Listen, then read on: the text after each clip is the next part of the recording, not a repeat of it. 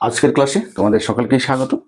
আজ আমরা আলোচনা করব ফরাসি বিপ্লবের ইতিহাস থেকে লাল সন্ত্রাস, থার্মিডোরীয় প্রতিক্রিয়া এবং সবশেষে দেখে নেব শ্বেত সন্ত্রাস। আমরা জানি যে সন্ত্রাসের শাসন শুরু হয়েছিল ফ্রান্সে 1793 খ্রিস্টাব্দের জুন মাস থেকে এবং এই সন্ত্রাস চলেছিল 1794 খ্রিস্টাব্দের 27 জুলাই পর্যন্ত। এবং এই যে 27 জুলাই পর্যন্ত এই সন্ত্রাসের শাসন স্থায়ী হয়েছিল, তার মধ্যে এই সন্ত্রাসের শাসনের বেশ কয়েকটা পর্ব ছিল। প্রধানত 3টে পর্ব কথা আমরা বলে থাকি এবং এই যে লাল সন্ত্রাসের ঘটনা সেটা ঘটেছিল মূলত একেবারেই সন্ত্রাস শাসনের শেষের দিকে। সন্ত্রাস শাসন শুরু হওয়ার পর থেকে ফ্রান্সের ইতিহাসে যে ঘটনাগুলি ঘটছিল সেগুলি আমরা এর আগেও তোমাদের সামনে আলোচনা করেছি। আজকে সে বিষয়ে সংক্ষেপে 2-4 কথা দেখে নেব যাতে আমাদের বুঝতেও সুবিধা হয়। 1793 খ্রিস্টাব্দে 2রা জুন সন্ত্রাসের শাসন শুরু হয় ফ্রান্সে তার বহিঃশত্রু আক্রমণ থেকে দেশের স্বাধীনতা এবং সার্বভৌমত্বকে রক্ষা করার জন্য, এবং দ্বিতীয়ত দেশের যে প্রতিবিপ্লবী সংগঠন ছিল সেই প্রতিবিপ্লবী সংগঠন অর্থাৎ প্রতিবিপ্লবী যারা ছিল সেই প্রতিবিপ্লবীদের হাত থেকে বিপ্লবকে রক্ষা করার জন্য এই সন্ত্রাসের শাসন শুরু করেছিলেন জ্যাকোবিন দলের নেতা রোবসপিয়ার। এবং তার এই সন্ত্রাসের শাসন ফ্রান্সের ইতিহাসে একটি অত্যন্ত গুরুত্বপূর্ণ অধ্যায়। এই শাসন চলতে চলতে চলতে চলতে এক সময় চলে আসে 1794 খ্রিস্টাব্দ। এবং এই 1794 খ্রিস্টাব্দের ঠিক প্রথম দিকেই কি ঘটেছিল না, 1793 খ্রিস্টাব্দের এই সন্ত্রাসের শাসন শুরু হওয়ার পর থেকে 1 বছর ধরে চলার পর 1794 খ্রিস্টাব্দে এসে দেখা যায় যে ফ্রান্সে যে সমস্ত বহিঃশত্রুরা ছিল তারা অধিকাংশ কি হয়েছে না, ফ্রান্সের কাছে যুদ্ধে পরাজিত হয়েছে। তারা সন্ত্রাসের এই শাসনের ভয়াবহতায় দেশের অভ্যন্তরে যে প্রতিবিপ্লবীরা ছিল তারাও প্রায় শেষের দিকে, অর্থাৎ তাদেরও প্রায় কোমর ভেঙে গেছে, এতটাই কঠোর ছিল এই সন্ত্রাসের শাসন। তাহলে স্যার আর সন্ত্রাসের কি প্রয়োজন আছে? হ্যাঁ, ঠিকই বলেছ, আর তো সন্ত্রাসের তেমন কোনো প্রয়োজন নেই। তোমরা যেমন ভাবছো ঠিক সেই রকম তৎকালীন সময়ে ফ্রান্সের যে জ্যাকোবিন দলের সদস্যরা ছিলেন বা জ্যাকোবিন দলের অন্যান্য যারা নেতা ছিলেন তারাও কিন্তু ভাবছিলেন যে না, আর হয়তো সন্ত্রাসের শাসনের খুব একটা প্রয়োজন নেই। তাহলে কি হবে? তাহলে সন্ত্রাস শাসনের এখানেই পরিসমাপ্তি হওয়া উচিত, এখানেই সমাপ্তি ঘটানো উচিত ছিল। এবং সে কারণে জাতীয় মহাসভার আর যে সমস্ত সদস্যরা রয়েছেন এবং জ্যাকোবিন দলের যে সমস্ত সদস্যরা আর কি, যেমন ধরো আমরা 2-4 জনের নামও করতে পারি, হিবার্ট রয়েছেন, দাত্র রয়েছেন, এরা কিন্তু সন্ত্রাস শাসনকে এখানেই শেষ করে দেওয়ার পক্ষে মত দেন। কিন্তু তারা দিলে কি হবে? সন্ত্রাস শাসনের যিনি সর্বাধিনায়ক অর্থাৎ যিনি সর্বোচ্চ নেতা তিনি তো রোবসপিয়ার, তিনি কি চাইছেন? না, তিনি কি চাইছেন? তিনি চাইছেন সন্ত্রাসের শাসন আরো কিছুদিন ধরে চলুক।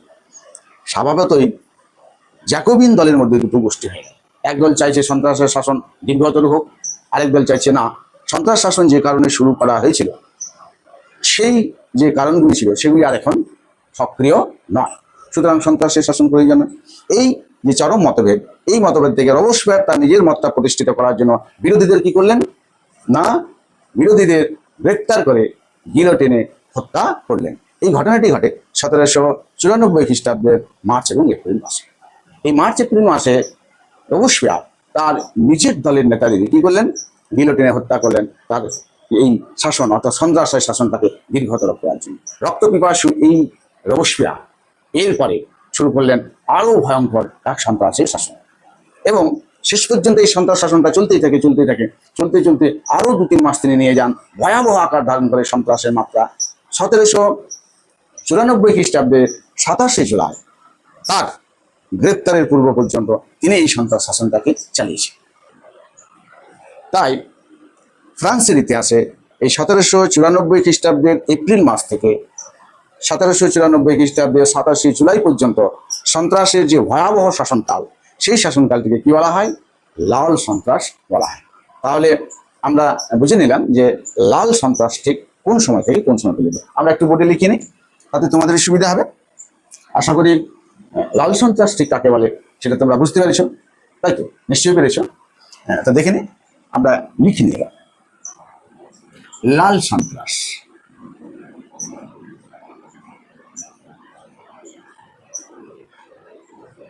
লাল সন্ত্রাস শুরু হচ্ছে 1794 খ্রিস্টাব্দে এপ্রিল মাস, মার্চ এপ্রিল এটা লিখতে পারো, মার্চ এপ্রিল লিখলে বা এপ্রিলও লিখতে পারো। এপ্রিল মাসে, এপ্রিল মাস থেকে, এপ্রিল মাস থেকে কত পর্যন্ত? এপ্রিল মাস থেকে 1794 খ্রিস্টাব্দে জুলাই মাস পর্যন্ত, জুলাই মাস পর্যন্ত পর্যন্ত স্থায়ী হয়েছে। ঠিক আছে, স্থায়ী হয়েছে।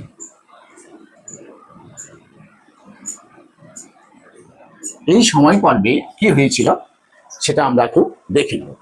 এই সময় পর্বে যে সন্ত্রাসের শাসন চলছিল, সেই সন্ত্রাস শাসনে রবসপিয়ার তার বিরোধীদের, এমনকি নিজের দলের যে বিরোধীরা ছিলেন তাদেরকেও নির্বিচারে হত্যা করতে থাকেন।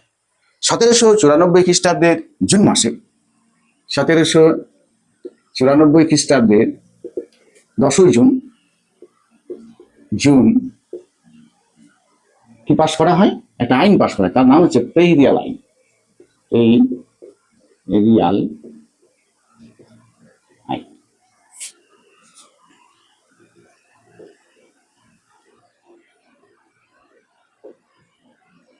পেইরিয়াল আইন, এই আইনটি পাশ করে কি করা হয়?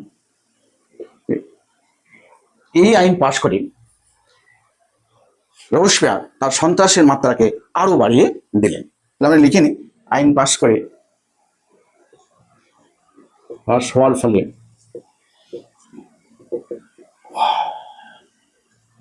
সন্ত্রাসের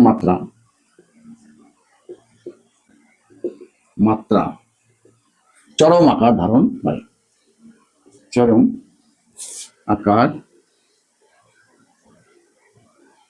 ধারণ করে। এই যে পেইরিয়াল আইন পাশ করা হলো, তাহলে এই পেইরিয়াল আইন স্যার কি? এই পেইরিয়াল আইনের একটা বিশেষ বৈশিষ্ট্য আছে, সেটা হচ্ছে এই আইন অপরাধীদের আত্মপক্ষ সমর্থনের অধিকার থেকে বঞ্চিত হয়। স্যার আত্মপক্ষ সমর্থন কি?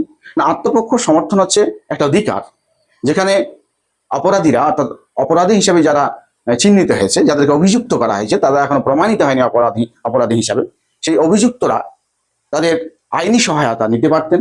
যেমন ধরো, তারা তাদের সপক্ষে উকিল রাখতে পারতেন, তাদের সপক্ষে উইটনেস অর্থাৎ সাক্ষী রাখতে পারতেন। কিন্তু এই পেইরিয়াল আইনে সেই সমস্ত যে বিষয়গুলো রয়েছে, অর্থাৎ সেই যে সুযোগ, সেটাকে কি করা হয়? নিষিদ্ধ করে দেওয়া হয়।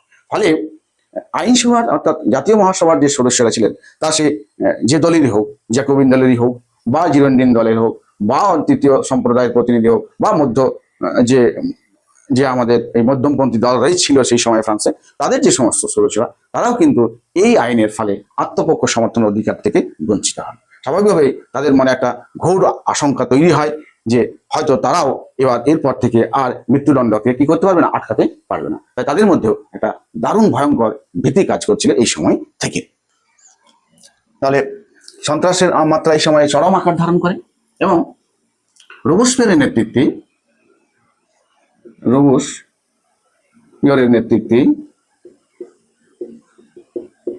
নেতৃত্বে এই সময়ে, এই মাত্র কয়েক মাসেই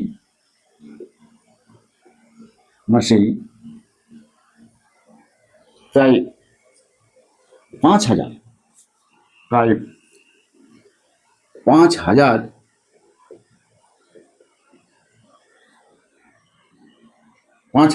হ্যাঁ 5,000-এর মতো, প্রায় 5,000 কি করা হয়? বিরোধীকে গ্রেপ্তার করা হয়। তার বিরোধী, রোবসপিয়ারের বিরোধী গ্রেপ্তার করা হয়। এবং এই সময়টুকুতে, এই মাত্র 2-3 মাসে প্রায় 5 থেকে 6,000 বিরোধীকে, অর্থাৎ তার মতের বিরুদ্ধে যারা যাচ্ছিলেন তাদেরকে গ্রেপ্তার করা হয় এবং অধিকাংশকে কি করা হয়? গিলোটিনে হত্যা করা হয়েছে। এবং এই সমগ্র সন্ত্রাসের শাসনকালে প্রায় 30 থেকে 40,000 জনসাধারণকে গ্রেপ্তার করা হয়েছিল এবং তাদের মধ্যে প্রায় অর্ধেক সংখ্যক মানুষকে নির্বিচারে, অর্থাৎ বিচার না করে হত্যা করা হয়েছিল। আবার কেউ কারাগারেই মৃত্যুবরণ করেছিল। আর মাত্র তার হয়তো অর্ধেক সংখ্যক জনগণকে, 17,000-এর মতো জনগণকে কি করা হয়েছিল, ওই প্রহসন, বিচারের নামে প্রহসন করে তাদেরকে মৃত্যুদণ্ড দিয়ে দেওয়া হয়েছিল। তাহলে বুঝতেই পারছো যে এই সন্ত্রাসের শাসন কি ভয়াবহ আকার ধারণ করেছিল। রবসপিয়ার তার একেবারে কি বলবো, একটা হত্যালীলায় মেতে উঠেছিলেন এবং তিনি এতটাই রক্তপিপাসু হয়ে উঠেছিলেন যে যে কোনো জায়গায় যে কোনো ভাবেই তিনি যখন দেখছিলেন যে তার মতের বিরুদ্ধে কেউ কথা বলছে, তাকে কি করতেন, গ্রেপ্তার করতেন এবং বিচারের নামে প্রহসন অর্থাৎ প্রহসন করে কি করতেন, মৃত্যুদণ্ড দিয়ে দিতেন এবং শেষ পর্যন্ত বধ্যভূমিতে নিয়ে গিয়ে গিলোটিনে হত্যা করা হতো। তাই সন্ত্রাস রাজত্বের এই যে চরম সময়কাল, এই চরম সময়কালটিকে অর্থাৎ 1794 খ্রিস্টাব্দের এপ্রিল মাস থেকে 1794 খ্রিস্টাব্দের 27 জুলাই পর্যন্ত, অর্থাৎ তার গ্রেপ্তারে, রবসপিয়ারের গ্রেপ্তারের আগে পর্যন্ত যে সময়কাল, সেই সময়কালটাকে বলা হয় কি, লাল সন্ত্রাস। হ্যাঁ, এই সময়কাল কি বলা হচ্ছে, এই সময়কালটিকেই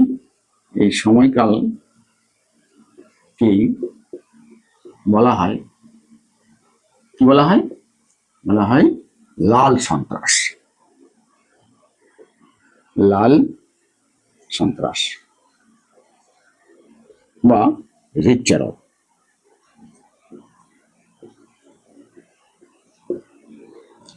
তাহলে তোমরা বুঝতে পারলে যে রেড টেরর কাকে বলে, এটা মনে হয় তোমরা বুঝতে পেরেছো, নিশ্চয়ই পেরেছো, তাই না?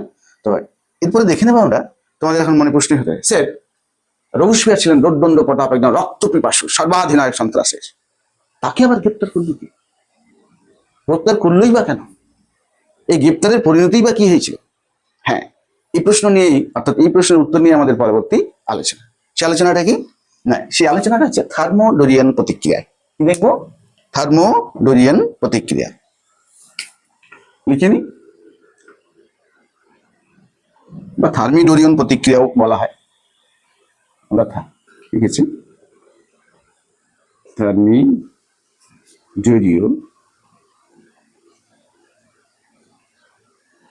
প্রতিক্রিয়া।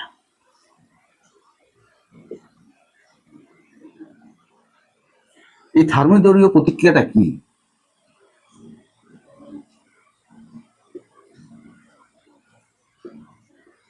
রিঅ্যাকশন।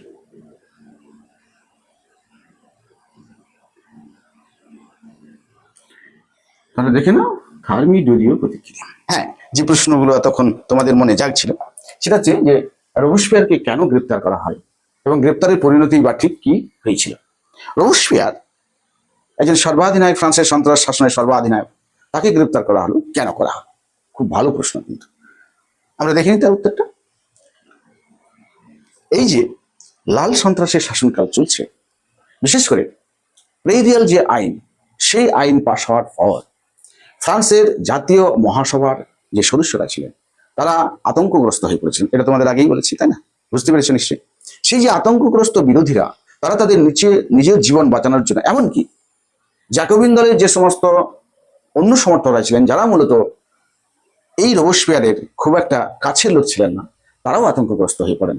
তারাও ভাবতে দেখেন এই বুঝি তাদের মৃত্যুদণ্ড দেওয়া হয়। তাই সকলেই মিলে এই রবসপিয়ারের বিরুদ্ধে একত্রিত হয়, তারা এক জোটবদ্ধ হয়, ঐক্যবদ্ধ হয় এবং ঐক্যবদ্ধ হয়ে 27 জুলাই তারিখে, 1794 খ্রিস্টাব্দের 27 জুলাই তারিখে তারা কি করে না, রবসপিয়ারকে অ্যারেস্ট করে, গ্রেপ্তার করে। রবসপিয়ারের যে এই গ্রেপ্তার হওয়ার ঘটনা, অর্থাৎ বন্দী হওয়ার যে ঘটনা, এই ঘটনাটি ফরাসি বিপ্লবের ইতিহাসে কি নামে পরিচিত? ফরাসি বিপ্লবের ইতিহাসে থার্মিডোরীয় প্রতিক্রিয়া নামে পরিচিত। যে স্যার 27 জুলাই গ্রেপ্তার করা হলো, অথচ এই ঘটনাটিকে বলা হচ্ছে থার্মিডোরীয় প্রতিক্রিয়া। কেন থার্মিডোরীয় প্রতিক্রিয়া আবার কিসের? হ্যাঁ, প্রশ্ন তো জাগতেই পারে, স্বাভাবিক, কারণ নাম এক, ঘটনাটি ঘটছে অন্য সময়, জুলাই মাসে, তাহলে জুলাই প্রতিক্রিয়া হওয়া উচিত ছিল, কিন্তু না। তোমরা হয়তো যদি একটু পিছনের দিকটা মনে করো, অর্থাৎ আমরা আগের ক্লাস আলোচনা করেছি যে ফরাসি বিপ্লবীরা ফ্রান্সের এই বিপ্লব শুরু হওয়ার পর তারা কি করেছিল, তারা যে সমস্ত সংস্কারগুলি করছিল তার মধ্যে একটা সংস্কার ছিল গুরুত্বপূর্ণ, সেটা হচ্ছে তারা তৎকালীন সময়ে প্রচলিত যে ক্যালেন্ডার, সেই ক্যালেন্ডারকে পরিত্যাগ করে। প্রচলিত ক্যালেন্ডার কি, যেটা আমরা এখনো ব্যবহার করি, সেটা হচ্ছে আমরা বলতে পারি আমরা যে ক্যালেন্ডারটি এখনো ব্যবহার করি বা ফরাসি বিপ্লবের পূর্বে জনসাধারণ যে ক্যালেন্ডারটি ব্যবহার করতো সেটা ছিল গ্রেগরিয়ান ক্যালেন্ডার, যা সংস্কার করেছিলেন পোপ ত্রয়োদশ গ্রেগরিয়ান। এই ক্যালেন্ডারকে বাতিল করে, যেহেতু পোপের ক্যালেন্ডার স্বাভাবিকভাবে তাদের একটা বিরোধিতা রয়েছে বিপ্লবীদের, তাই তারা ওই ক্যালেন্ডারটিকে বাতিল করে তারা তাদের নিজস্ব বিপ্লবী বর্ষপঞ্জি অর্থাৎ বিপ্লবী ক্যালেন্ডার ব্যবহার করেন। এবং এই বিপ্লবী ক্যালেন্ডারে কিন্তু একটা কি রয়েছে, একটা সিজন অর্থাৎ ঋতু রয়েছে। কি কি ঋতু রয়েছে? তোমরা যদি এই রীতিগুলো দেখো তাহলে দেখবে। আচ্ছা, এখানটা একটু মুছে নিলে সুবিধা হবে। আমরা এখানে দেখে নেব যে ঋতুগুলো কি কি, তাহলে তোমাদের বুঝতে সুবিধা হবে।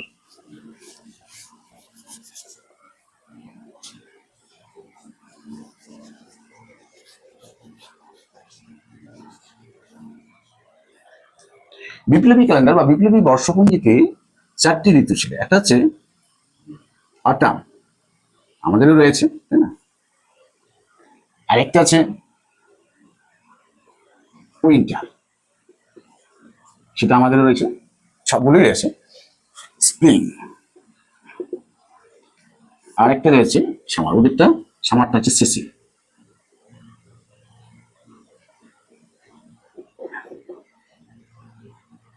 সামার, প্রত্যেকটি ঋতুতেই কয়টি করে? 3টি করে মাস রয়েছে। ঠিক সেরকম সামার মাসে, সামার সিজন, অর্থাৎ এই সময়ে 3টে মাস রয়েছে। কি কি মাস?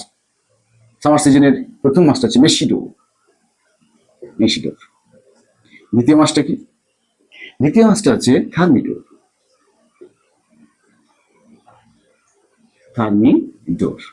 আর তৃতীয় মাসটার নাম কি? তৃতীয় মাসটার নাম হচ্ছে ফুক্টিডোর।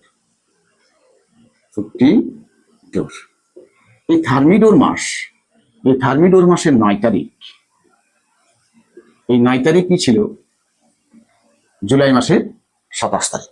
তাই যেহেতু বিপ্লবী ক্যালেন্ডারের অনুসারে এই ঘটনাটি, অর্থাৎ রোবসফেয়ারের গ্রেপ্তারের ঘটনাটি ঘটেছিল থার্মিডোর মাসের 9 তারিখে, তাই বলা হয় এই ঘটনাটিকে থার্মিডোরিয়ান প্রতিক্রিয়া।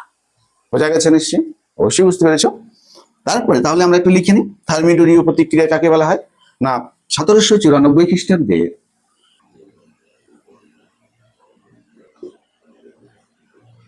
27 জুলাই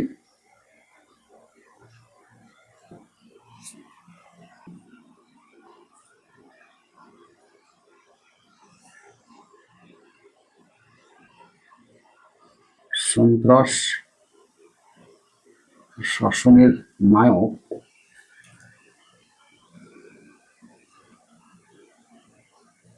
রোবসফেয়ারকে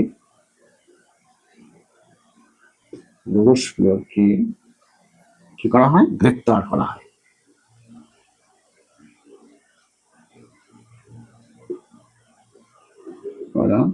হয়।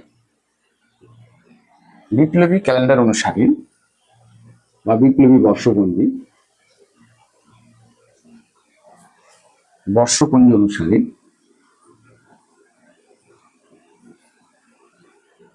অনুসারে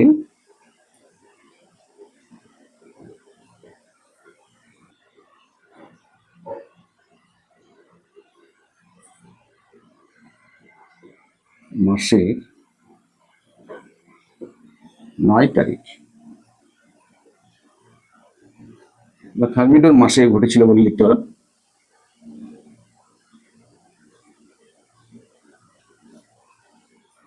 মাসেটা লিখে দাও, ঠিক আছে? মাসে ঘটেছিল বলে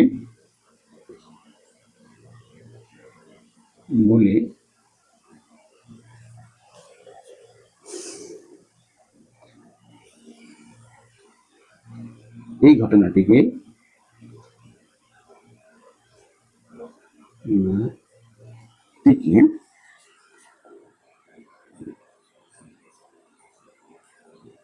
থার্মিডোরীয়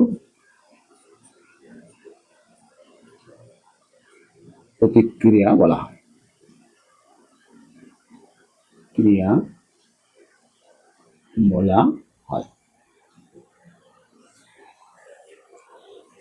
এরপরে দেখে নেবো এই থার্মিডোরীয় প্রতিক্রিয়া ভয়াবহতাটা ঠিক কতটা ছিল।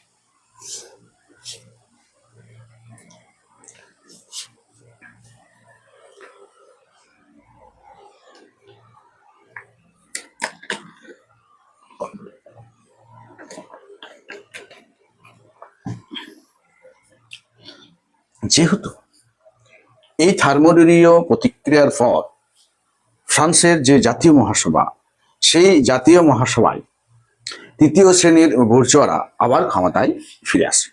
এখন ক্ষমতায় ফিরে আসার পর তাদের কি হতে পারে? প্রতিশোধের যে আগুন, সেটা তাদের মনের মধ্যে দীর্ঘদিন ধরেই চলছে। এবার তারা সুযোগ পেয়েছে, ছেড়ে দেবে কি? ছাড়বে না, তাই না? স্বাভাবিকভাবে তাদের মধ্যে একটা প্রতিক্রিয়া, অর্থাৎ এই যে যারা বিপ্লবী, সেই বিপ্লবীদের বিরুদ্ধে এবং তথাকথিত সন্ত্রাসবাদী, বিশেষ করে জাকোবিন দলের যে সমস্ত সদস্য, সেই সদস্যদের বিরুদ্ধে একটা চরম প্রতিশোধ নেওয়ার নেশায় মেতে ওঠে। প্রথমে তারা কি করে না, প্রথমে তারা বেশ কয়েকটা ব্যবস্থা গ্রহণ করে এই জাতীয় মহাসভার মাধ্যমে। প্রথমেই 1 নম্বরে কি করে দেয় না, প্রতিক্রিয়াটা কিভাবে তৈরি হচ্ছে দেখো। প্রথমেই তারা জ্যাকোবিন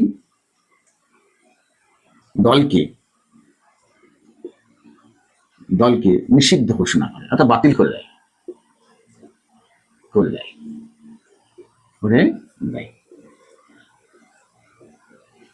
2 নম্বরে জ্যাকোবিন দল বা সন্ত্রাসের শাসনকালে যে সমস্ত প্রতিক্রিয়াশীল আইনগুলি তৈরি হয়েছিল, সেই সমস্ত আইনগুলিকে বাতিল করে দেওয়া হয়। বিশেষ করে প্রাইরিয়াল, যেমন প্রেইরিয়াল রয়েছে তোমার, প্রেইরিয়াল আর সহ দমনমূলক আইনগুলি কি করা হয়? বাতিল করে দেওয়া হয়, বাতিল করা হয়।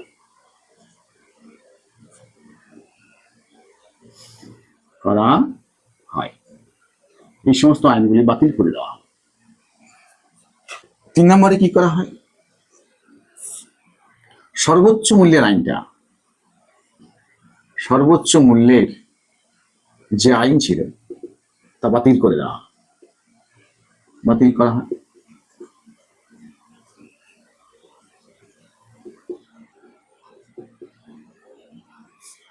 প্রায় 80,000, কত 80,000-এর মতো প্রায় আর কি, 80,000 বন্দীকে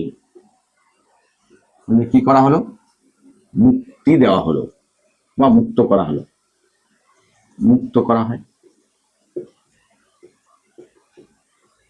এবং সেই সঙ্গে সঙ্গে আরো যে সমস্ত নিয়ম কানুনগুলো ছিল, যেগুলো এই জ্যাকোবিন শাসন বা সন্ত্রাসের শাসনে অভিজাত, যাজক, রাজদ্রোহী, অর্থাৎ রাজদ্রোহী বলবো না, মানে রাজভক্ত, এবং আরো যে সমস্ত বিপ্লব বিরোধী জনসাধারণ ছিলেন, তাদের বিরুদ্ধে যে সমস্ত আইনগুলো করা হয়েছিল এবং যে সমস্ত ব্যবস্থা নেওয়া হয়েছিল, সেগুলোকে বাতিল বলে ঘোষণা করা হয়।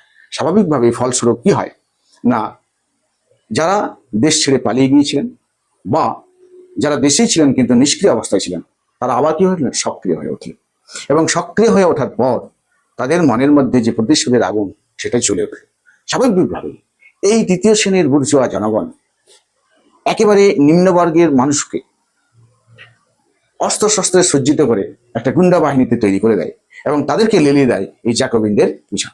ফলে তারা পুলিশের সামনে নির্বিচারে এই জ্যাকোবিনদের হত্যা করতে থাকে এবং চরম হত্যালীলা চলতে থাকে এই সন্ত্রাস শাসনের বিরুদ্ধে যে প্রতিক্রিয়া, অর্থাৎ থার্মোডোরিয়ান প্রতিক্রিয়া, সেই থার্মোডোরিয়ান প্রতিক্রিয়ার সময়কালে।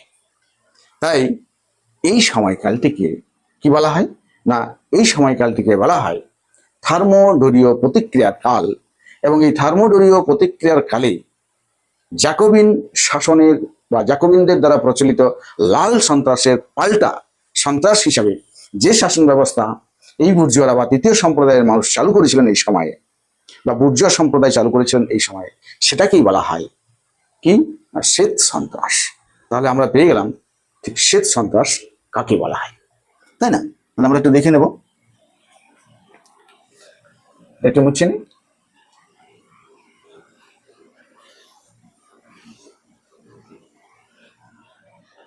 শ্বেত সন্ত্রাস তার সময়কালটা ঠিক কতটা ছিল?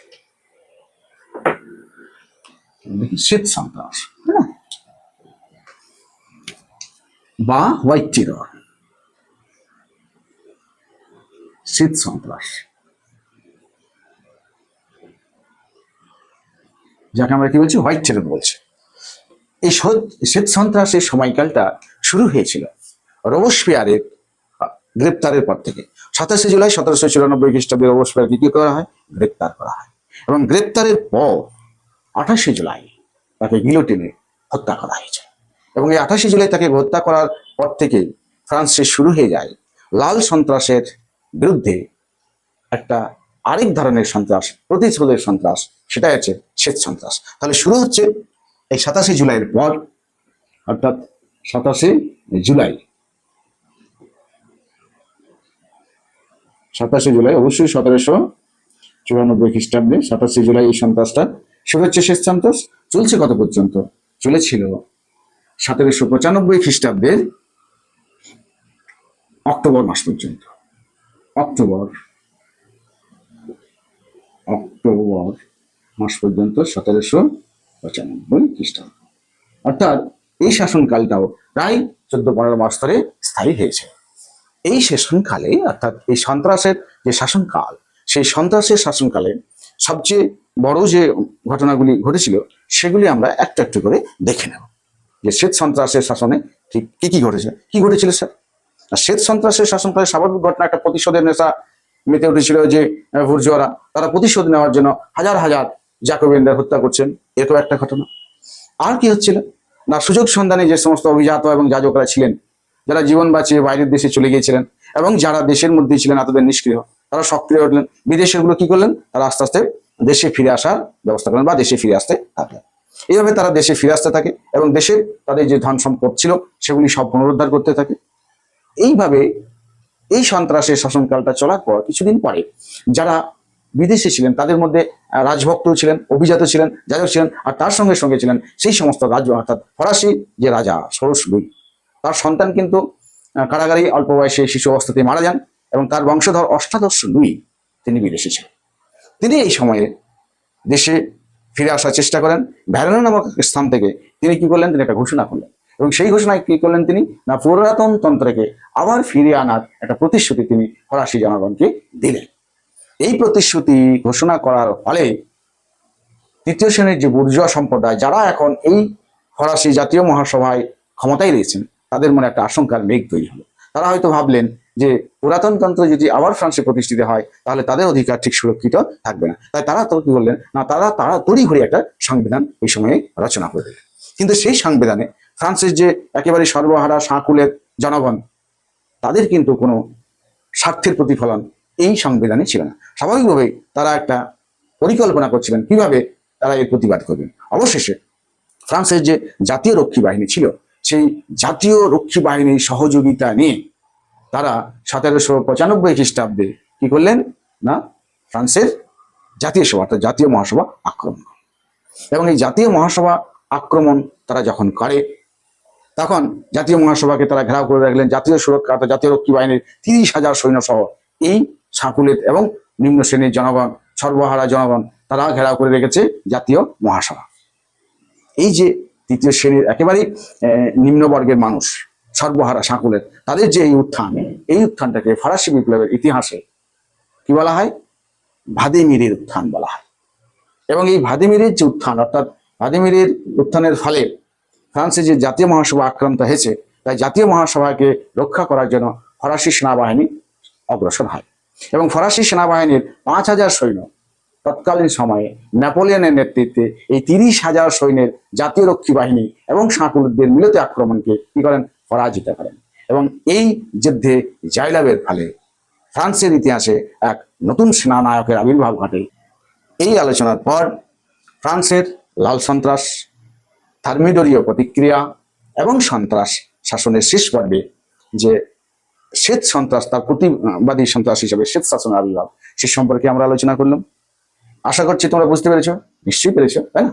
যাই হোক, এরপরে আমরা হয়তো আরেকটু আলোচনা করতাম, কিন্তু সময়ের যেহেতু অনেকটাই অভাব রয়েছে, তাই ক্যালেন্ডার সম্পর্কে আর বিস্তারিত আলোচনা এখন করছি না। দরকার পড়লে আমরা এই ক্যালেন্ডার সম্পর্কে, অর্থাৎ যে ক্যালেন্ডার নিয়ে আমাদের নানা রকম বিভ্রান্তি, সে নিয়ে পরবর্তী কোনো একটা ক্লাসে আমরা আলোচনা করে নেব।